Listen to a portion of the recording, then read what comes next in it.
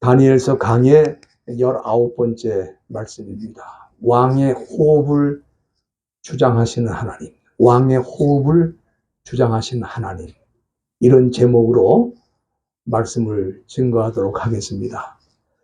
지난주 말씀을 조금 복습하면은 느부갓네살 왕은 하나님이 꿈에서 보여주신 대로 그는 하나님의 심판을 받고 들판으로 쫓겨나서 짐승처럼 살게 되었습니다. 그러나 그 짐승처럼 사는 그 시간 동안 그는 하나님을 바라보게 되었습니다. 그래서 총명이 돌아오게 되었고 정상적인 인간이 되어서 다시 왕위로 복귀를 했고, 그리고 거의 47년 동안 통치를 했다고 합니다. 아주 오랫동안 통치를 하게 되었는데, 그리고 죽음을 당한 후에, 죽은 후에 벨사살이라는 사람이 그의 뒤를 이어서 바벨론 왕이 된 것입니다.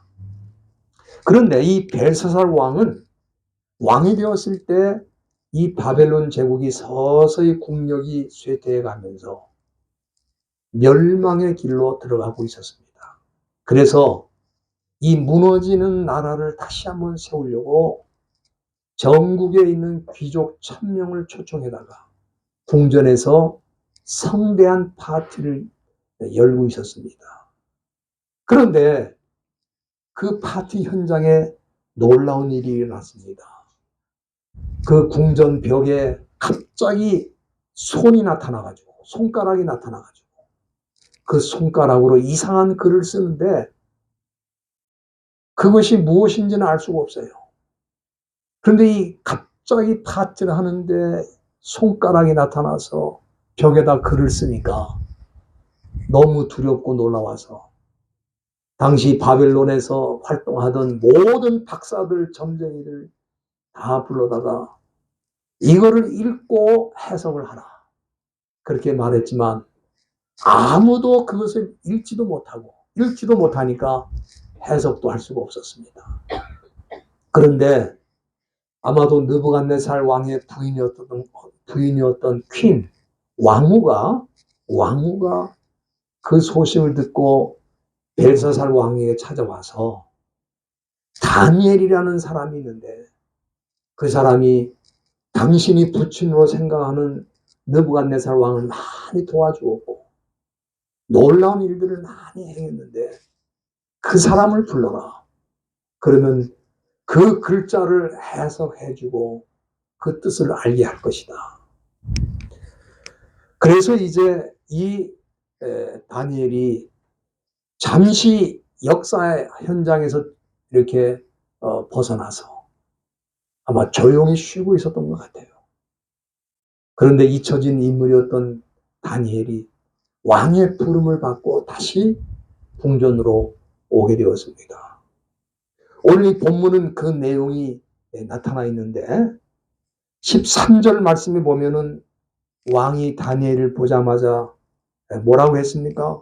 네가 우리 부왕이 유다에서 사로잡아온 유다 자손 중에 다니엘이냐, 이렇게 물었습니다. 아마 이 왕과 이 다니엘이 만난 적은 없는 것 같습니다. 아마 소문은 듣고 다니엘에 대해서 정보는 가지고 있었지만 다니엘을 만난 적은 없는 것 같아요. 처음 만난 다니엘이기 때문에 네가 바로 그 사람이냐, 그렇게 물은 것입니다.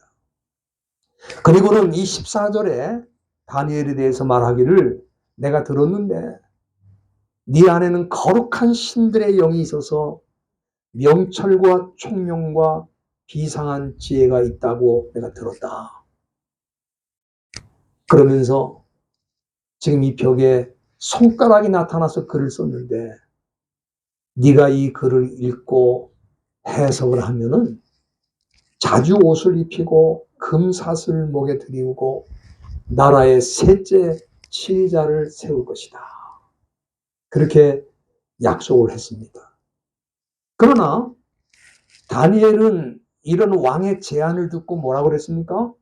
본문 17절에 보면은 왕의 예물은 그냥 왕이 가지고 계시고, 그리고 왕의 상급, 다시 말하면 리워드라고 그러죠. 리워드. 이 상을 주는 거죠. 왕이 이 상을 주는 거는 나 말고 다른 사람에게 줘라. 그렇게 할지라도 내가 왕을 위해서 이 글을 읽고 해석을 할 것이다. 아마 다른 사람 같았으면은 이런 기회가 또 어디 있나 그러고 왕에게 그래요? 그러면 내가 요구하는 걸 다 주세요. 내가 해석을 할 테니까. 그렇게 말했을 것입니다. 그런데 다니엘은 왜 이 왕이 제안하는 걸 다 사양했을까? 거절했을까? 저는 두 가지 이유가 있다고 생각합니다. 첫째는 다니엘이 만일 이렇게 하면은, 이렇게 왕에게 예물을 받고 해석을 해주면 다니엘은 다른 이 바벨론 점쟁이하고 똑같은 수준이 되는 거예요. 왜냐하면 점쟁이들이 다 뭐합니까? 돈을 받고 점을 쳐주잖아.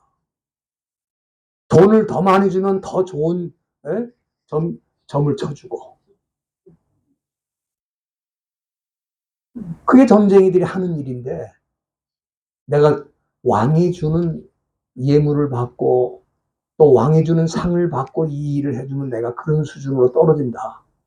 아마 그래서 거절한 것 같아요. 이게 첫 번째고, 두 번째 더 중요한 이유가 있습니다. 그건 뭐냐면은 손가락을 보내서 글을 쓰게 하신 분도 하나님이시고, 또 그것이 무엇인지를 정확하게 보여주실 분도 하나님이시고, 다니엘은 뭡니까? 하나님이 보여주시고 가르쳐 주신 대로 해석을 하는 거니까 내가 그런 상을 받을 자격이 없다 이거예요. 저는 이 시대에도 복음을 전하는 사람들이 이런 자세를 가져야 된다고 생각합니다. 벨사살 왕은 아마 다니엘이 이렇게 말하는 걸 보고 매우 놀랐을 것입니다.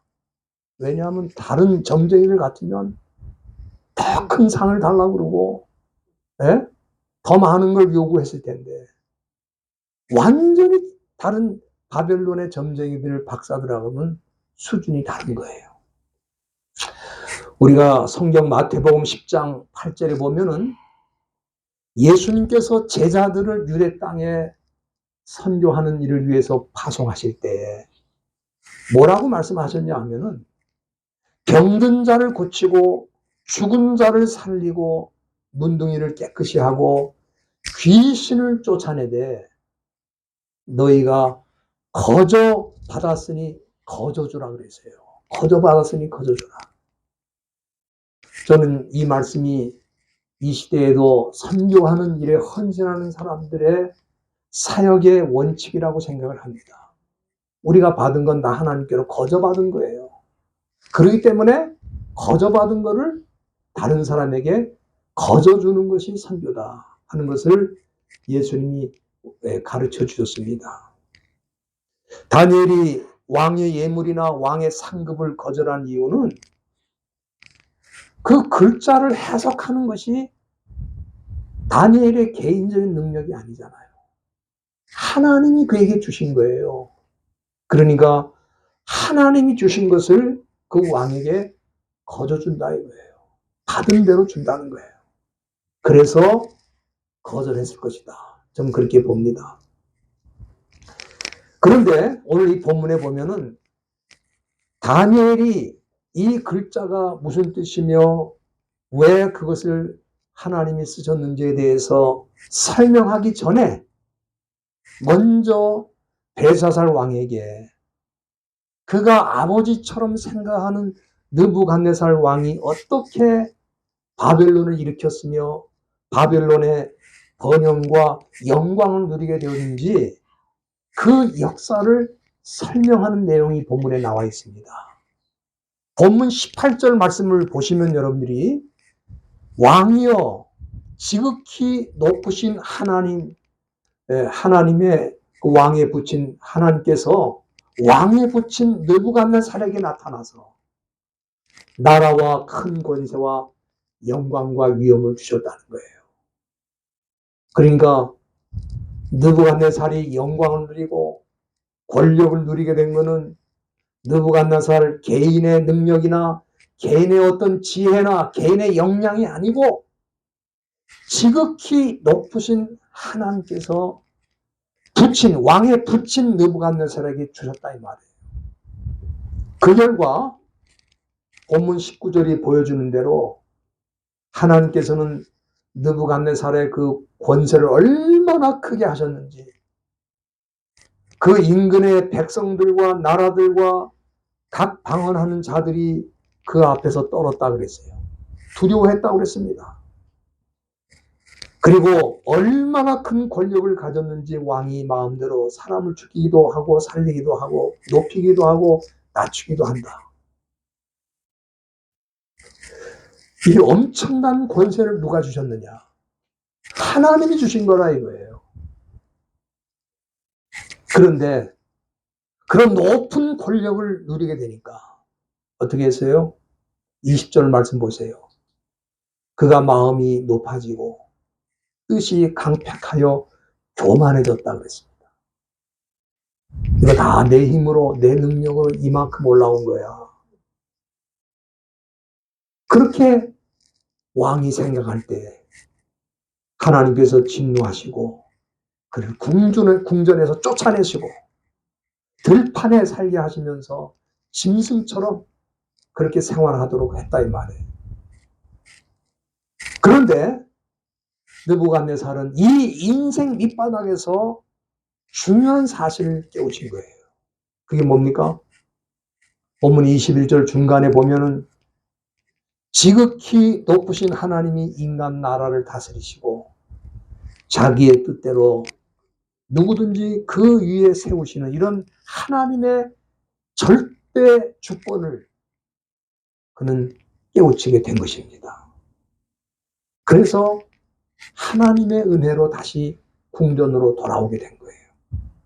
그러면은 왜 다니엘이 이 벨사살 왕에게 느부갓네살의 역사를 상세하게 다시 말하고 있는가?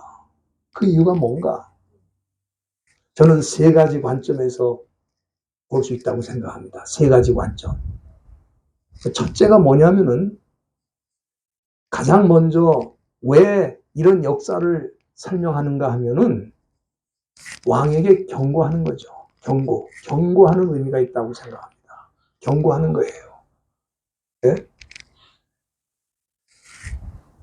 이 느부갓네살 왕, 이 바벨론의 가장 위대한 왕이라고 하는 느부갓네살 왕도 그 모든 권세와 영광을 하나님이 주셨다 이거예요.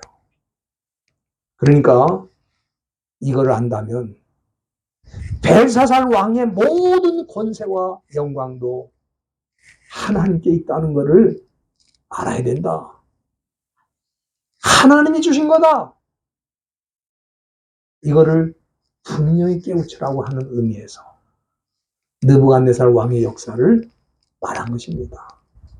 두 번째는 지금 이 벨사살 왕이 무너져가는 바벨론을 다시 한번 회복시키고 다시 한번 부흥시키기 위해서 귀족을 1000명이나 초대해서 파티를 벌이지 않았습니까?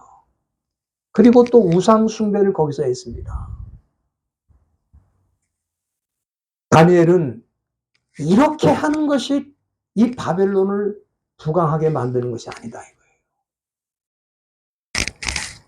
벨사살 왕이 자기도 살고 또 나라를 살리려면은 이 세상 모든 것의 주권을 가지신 분이 하나님이라는 걸 인정하고 그분을 두려워하고 그분을 섬길 때 당신의 나라가 회복이 되는 거지. 파티나 한다고 해서 귀족들이 하나가 되고 나라가 부강해지는 거 아니다. 그걸 보여준 겁니다. 그리고 마지막으로 다니엘이 이 느부갓네살의 역사를 상세하게 설명한 이유는 책망하는 거죠. 리뷰크. 책망을 하는 겁니다. 본문 22절 말씀 보세요. 다니엘이 뭐라 그럽니까? 왕은 그의 아들이 되어서 느부갓네살의 아들이라 이 말이에요. 그의 아들이 되어서 이것을 다 알고도 오히려 마음을 낮추지 아니했다. 그래서 그의 잘못을 책망하는 거죠. 그의 잘못이 뭡니까? 다니엘은 두 가지를 지적합니다. 본문 23절 보세요. 첫 부분에 보시면 하늘의 주제, 즉 하나님을 거역하고 그 성전 기명을 왕의 앞에 가져다가 왕과 귀인들과 왕후들과 빈궁들이 다 그것으로 술을 마셨다. 이거는 제가 지난주에도 말씀드린 것처럼 하나님을 모독한 죄예요. 하나님의 전에서 쓰는 도구들을 갖다가 자기들이 쾌락을 위해서, 즐거움을 위해서 술잔으로 사용했다는 거예요. 하나님을 모독하는 죄를 당신이 지었다. 두 번째는 벨사살 왕의 큰 잘못이 뭡니까? 우상숭배의 죄를 지은 거죠. 23절 중간 본문에 보시면 다니엘이 지금 지적하는 거예요. 금은 동철, 목석으로 만든 우상을 찬양하고 왕의 호흡을 주장하고 왕의 모든 길을 작정하시는 하나님께 영광을 돌리지 않았다. 이 죄를 그 왕에게 책망을 하고 있는 겁니다. 내가 이 손가락으로 쓴 글이 무엇인지 설명하기 전에 먼저 왕이 무엇을 잘못했는지 내가 지적합니다. 그리고 두 가지를 지적한 거예요. 어떤 사람들은 그렇게 말합니다. 아니, 이 벨사살 왕이 하나님을 믿지도 않고 하나님을 알지도 못하는 사람인데 어떻게 하나님께 영광을 돌릴 수 있겠는가? 물론 그렇게 생각할 수 있습니다. 그러나 여러분들 기억나시죠? 다니엘의 세 친구 사드락, 메삭, 아벳느고가 풀무불 속에 들어갔다가 머리카락 하나, 옷자락 하나 타지 않고 살아나왔잖아요. 그걸 느부갓네살 왕이 보고 전 국민에게 조소를 내렸어요. 여러분 그 조소의 내용 기억하시죠? 두 가지를 말했어요. 첫째는 하나님에 대해서 함부로 말하지 말라. 그게 첫 번째고, 두 번째는 뭡니까? 하나님만이 이렇게 사람들을 구원하실 수 있다. 그 조소는 바벨론에 속해 있는 국민들이라면 누구나 봐야 되는 거예요. 누구나 알아야 되는 내용이에요. 그러니까 이 벨사살도 느부갓네살 왕 때 살아있던 사람이거든요. 그러니까 이 내용을 다 알고 있다 이 말이에요. 그러니까 알고 있는데도 그렇게 하지 않았다. 다니엘이 그렇게 지적하는 겁니다. 여러분 이 시대에도 지구상의 80억 인구 가운데 하나님을 인정하고 하나님을 섬기고 하나님께 찬양 드리는 사람은 얼마나 되는가? 저는 10억 미만이라고 생각합니다. 그러면 나머지 사람들은 하나님에 대해서 하자도 들어본 일이 없는가? 그렇지 않다고 봅니다. 지금은 이 하나님에 대해서 한 번도 난 들어본 적이 없다. 그런 사람은 거의 없어요. 다 들었습니다. 들었음에도 불구하고 하나님 대신에 우상을 섬기는 거예요. 하나님 대신에 귀신을 섬기는 거예요. 하나님 대신에 물질을 섬기는 거예요. 하나님이 있다는 걸 다 들었지만 인정하지 않는 거예요. 그래서 여러분들이 시편 14편 1절에 보면은 시편 기자가 그 얘기를 하잖아요. 이 세상에 가장 어리석은 사람이 있다. 그 사람은 누구냐? 그 마음에 이르기를 하나님이 없다고 하는 사람. 이 사람이 제일 어리석다 이거예요. 아니 하나님이 보이지도 않는데 어디 있어? 그렇게 말하는 사람들이 많습니다. 그러나 여러분들 공기 눈에 보여요? 눈에 보이지 않아도 공기가 없다고 말하는 사람 하나도 없어요. 다 그 공기로 숨 쉬고 살고 있으니까. 그러니까 보이지 않으면 다 없는 거예요? 보이지 않아도 존재하는 게 너무 많아 이 세상에는. 하나님도 마찬가지야. 자기 눈에 보이지 않는다고 하나님이 없다고 말하는 것은 어리석다 이거야. 지금 이 왕도 어리석은 사람이죠. 자기 부친 느부갓네살 왕이 하나님이 살아계셔서 역사하는 걸 다 눈으로 보고 심지어 조서까지 발표를 했다 이 말이에요. 그걸 다 듣고 하는데도 하나님을 인정하지 않고 나라를 살려보겠다고 귀족 1000명을 초청해서 성대한 파티를 열고 우상을 섬기는, 그것도 한 가지 우상이 아니야. 금은 동철, 목석, 수많은 우상들을 만들어 놓고 우상 숭배를 했다 이거예요. 그래서 다니엘이 당신은 어리석은 사람입니다, 그렇게 말하지는 않았지만 당신은 알고도 그렇게 하지 않았다, 책망을 한 거예요. 다니엘은 여기서 하나님이 하시는 일에 대해서 두 가지를 벨사살 왕에게 가르쳐 줬습니다. 두 가지. 두 가지가 뭐냐? 그 첫 번째는 하나님은 왕의 호흡을 주장하시는 분이다. 왕의 호흡을 주장하시는 분이다. 여러분들, 이 말씀이 대단히 중요합니다. 왕이 죽고 사는 것이 하나님의 주권에 있고, 지금 왕이 살아있는 것도 하나님이 호흡을 주셨기 때문에 살아있다 이 말이에요.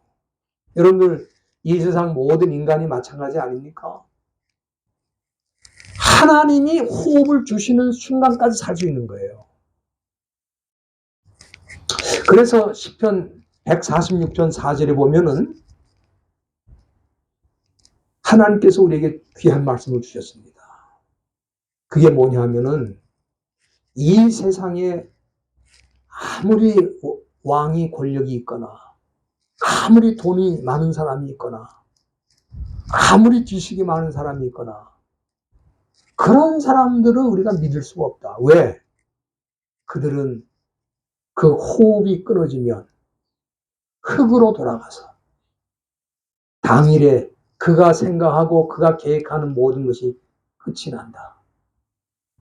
지금 벨사살 왕에게 다니엘이 이걸 얘기한 거예요. 하나님이 누구냐? 호흡을 주관하시는 분이다 이 말. 당신의 호흡을 주관하시는 분이야. 다시 말하면 당신이 죽고 사는 것을 하나님이 결정하는 거예요. 이렇게 지금 지적을 하고 있는 거예요. 두 번째는 23절 마지막 부분에 보면은 하나님이 어떤 일을 하셨느냐? 왕의 모든 길을 작정하신다. 왕의 현재와 미래의 모든 것을 결정하시는 분이 당신이 아니고 하나님이 오히려 당신의 미래와 당신의 모든 계획을 결정하시는 거야. 우리가 잠언 16장 9절에도 보면은 하나님이 어떤 분입니까? 사람이 마음으로 자기 길을 계획할지라도 그 걸음을 인도하시는 분은 하나님이다 그랬습니다. 하나님이 우리의 계획과 우리의 갈 길을 이미 다 세워놓으시고 인도해 가신다 이 말이에요. 그걸 지금 모르고 있는 거예요. 인정하지 않는 거예요. 그래서 다니엘은 하나님에 대해서 이 벨사살 왕에게 분명하게 두 가지 점을 여기서 설명해 주고 있는 것입니다. 벨사살은 이거를 들었지만 인정하지 않고 그동안 어떻게 살았어요? 하나님을 모독하며 살았어요. 우상 숭배하며 살았어요. 그래서 갑자기 그 파티 현장에 손가락이 나타나서 글을 쓰는데 두려움이 생겼습니다. 제가 볼 때는 그 벽에 쓴 글의 내용이 뭐냐면은 하나님이 벨사살 왕의 미래에 대해서 작정하신 것이 뭔지를 보여주기 위해 쓴 거예요. 지금 다니엘이 얘기하고 있잖아요. 네? 왕의 모든 것을 결정하시는 분이 하나님이야. 그분이 지금 이 손가락으로 글을 쓰신 거야. 그러니까 그 글 내용은 우리가 다음 주에 이제 자세하게 그 해석을 살펴보겠습니다만은 아마 그런 내용일 거예요. 왕의 현재와 미래에 관한 하나님이 어떤 결정을 하셨는지 그걸 보여주는 내용을 쓰셨을 거예요. 저는 오늘 이 본문을 묵상하면서 참 이 다니엘이라는 사람은 담대한 사람이다. 그 아버지 느부갓네살 왕 때에도 느부갓네살 왕에게 하나님이 누구인지 담대하게 선포한 사람 아닙니까? 그리고 지금은 이 하나님을 모독하면서 우상을 숭배하는 이 벨사살 그 왕 앞에서 그의 잘못된 것을 분명하게 지적하면서 하나님이 어떤 분인지를 지금 선포하고 있는 거예요. 아마 다른 왕 같았으면은 다니엘의 그 얘기를 듣고 당장 그 목을 칼로 쳤을 겁니다. 왕 앞에서 함부로 네가 이래라 저래라 말할 수 있느냐. 아마 단칼로 그 목을 쳤을 겁니다. 그러나 벨사살 왕이 그렇게 못한 거는 그래도 그 손가락으로 뭘 썼는지를 좀 알고 싶은 거야. 에? 다니엘을 죽이면 그걸 알 수가 없잖아. 그 놀라운 일이 일어났는데 그게 지금 그것 때문에 너무너무 두렵고 답답한데 그 내용은 듣고 싶거든. 그러니까 죽일 수는 없어요. 저는 이런 다니엘의 모습을 보면서 저와 여러분들도 마찬가지다. 우리는 하나님이 어떤 분인지 알고 있잖아요. 우리는 하나님을 믿고 있잖아요. 그러니까 이 세상에 어떤 사람이든지 간에 어려움과 또 그 많은 고난 중에 이걸 어떻게 해결할지 몰라서 괴로워하는 그 사람들. 이 모든 일은 하나님이 결정하신 거야. 당신이 살아있는 것도 하나님이 호흡을 주셔서 살고 있고 당신에게 이런 일이 일어난 것도 하나님의 계획 중에 있고 앞으로 하나님께서 하나님의 계획대로 당신을 이끌어 가실 거야. 이걸 알려주면서 하나님에 대해서 참 진리를 전하는 사명이 우리에게 있는 거예요. 그거는 대상이 따로 없습니다. 왕이나 거지나 다 똑같아요. 왕도 들어야 되고 거지도 들어야 되고 우리 주변 사람들에게 하나님이 어떤 분인지를 소개하고 설명하는 사명이 우리에게 있다. 이 다니엘처럼 담대하게 해야 된다. 저는 오늘 본문을 통해서 그것을 새롭게 깨닫게 됩니다. 저와 여러분들이 우리 남은 생애가 얼마나 될는지는 알 수 없지만 살아있는 동안에 하나님이 어떤 분인지를 사람들에게 증거하고 그들을 하나님께로 인도하는 저와 여러분들이 다 될 수 있기를 주님의 이름으로 부탁드립니다.